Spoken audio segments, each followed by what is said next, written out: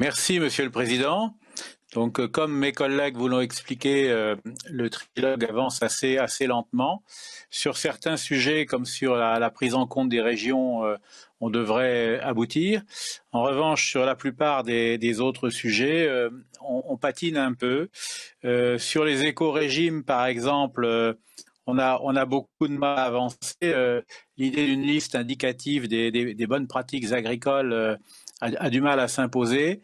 On nous a aussi objecté à plusieurs reprises les règles de l'Organisation mondiale du commerce qui semblent effectivement alors, compliquer les choses.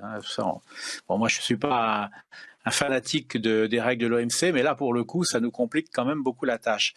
Et puis, en ce qui concerne notre exemple, les hectares éligibles, le Conseil ne veut pas d'obligation de tenir compte des éléments paysagers, donc ça coince.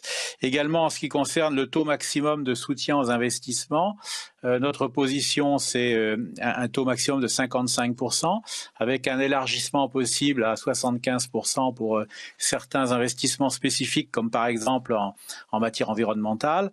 Mais voilà, ça coince. Le Conseil estime qu'on ne va pas assez loin. Et puis, un autre point qui coince, évidemment, c'est le fameux triptyque plafonnement, dégressivité, paiement redistributif, sur lesquels les positions restent assez tranchées malgré tout, et on a du mal à avancer. Et puis pour terminer, eh bien il y a carrément un sujet qui paraît complètement refusé par le Conseil, c'est la dimension sociale. Bon, c'est un refus de principe qui semble assez dur.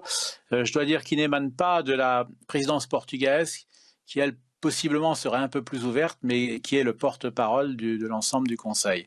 Et donc là, la dimension sociale, c'est franchement assez mal parti à l'heure où je vous parle. Voilà. Mais il faut continuer à espérer. Je vous remercie.